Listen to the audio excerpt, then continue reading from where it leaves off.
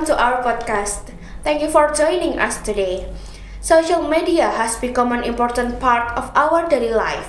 While from like Instagram, TikTok, and YouTube allow us to connect with others, share ideas, and express ourselves freely. Through social media, we can learn new things, build communities, and communicate with people from all around the world. However, while social media offers many benefits, it also has a darker side. One issue that continues to grow is the presence of hate comment.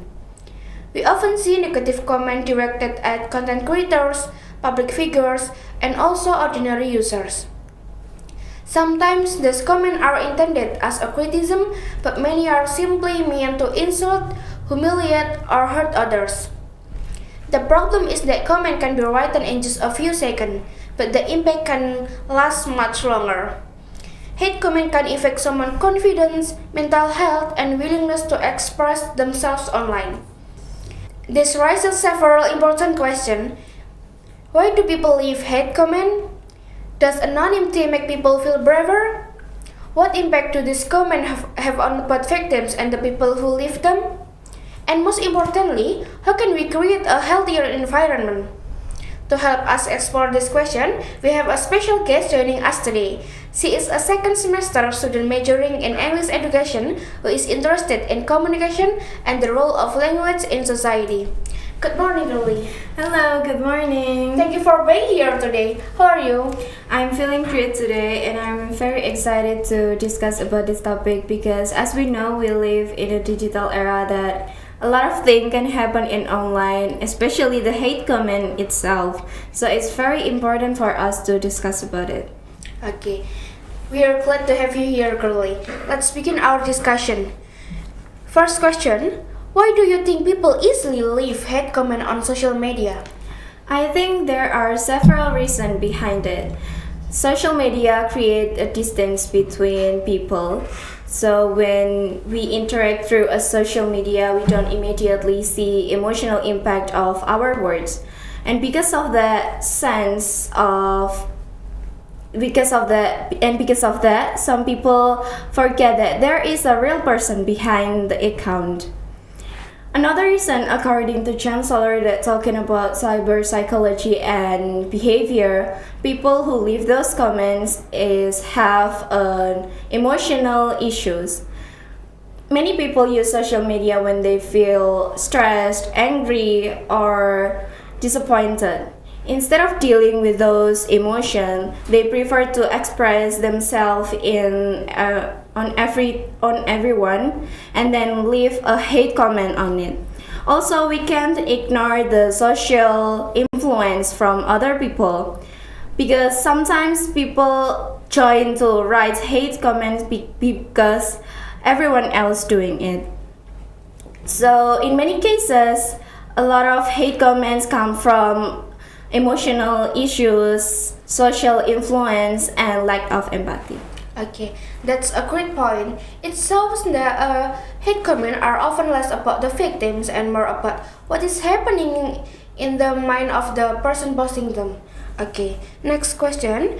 Do you think anonymity makes people feel braver to leave rude comment online? Yes, definitely, because anonymous can act like a digital mask. So when they believe that their identity is hidden, they often feel less of responsible about what they act. Many people who appear polite in real life become more aggressive in online because they don't really get the consequence in real life. They feel don't have to see the others people reaction, facial expression, or emotional response. Because of that sense of protection, they become and they say things that they will never dare to say face to face.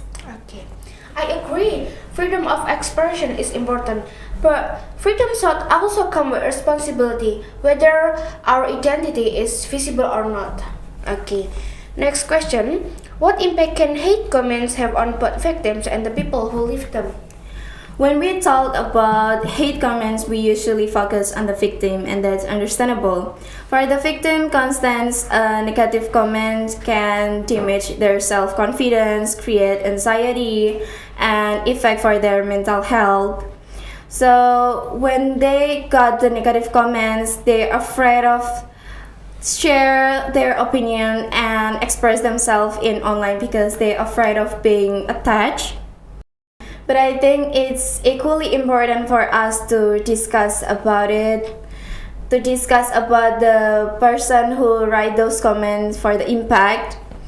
For the people who write those comments, it can impact if they repeatedly engage themselves in negativity, they train themselves to be more judgmental, less of empathy, and be more cynical in their everyday interaction. This is also an issue of digital footprints. Many people who think that what happened in online will stay online, but in fact that's not true. A comment can be screenshot, reported, and remembered for years. Okay, that's a very powerful perspective. We often think of hate comment as a temporary action, but their consequences can be surprisingly long-lasting for everyone involved. Yes. Also, we see in online, in real case, we see that a lot of people going to jail because their comment are being reported to the police. So we can be aware to use some word on social media, right? Okay. If we disagree with something online, how can we express our opinions without becoming hateful? The key is understanding the difference between criticism and personal attacks. Constructive criticism focusing on the arguments and action, while the hate comment focus on attacking the person. For example, instead of saying you're stupid or like your dress is ugly, we can say I understand your point, but I have a different perspective, so we can still criticism on something, but in a respectful way. Also, if I'm in that position or in that situation, I be more less of confidence too. So it's very important for us to careful of our words, even it's just in online. Okay, I really like that distinction. Disagreement is normal, but respect should always be remain part of the conversation. Okay. Last question. What can we do to make social media a healthier place?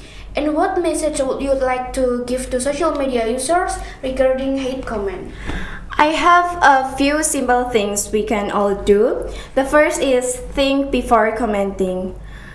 Ask yourself whether your words is have a positive impact to someone or just spread a negativity.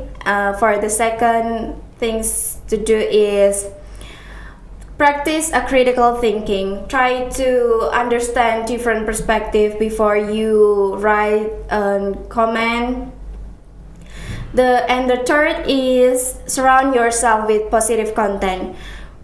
We are what we engage with, so if we follow an educational, inspiring, and positive content, we will engage them. We will engage ourselves to be more positive to our online environment.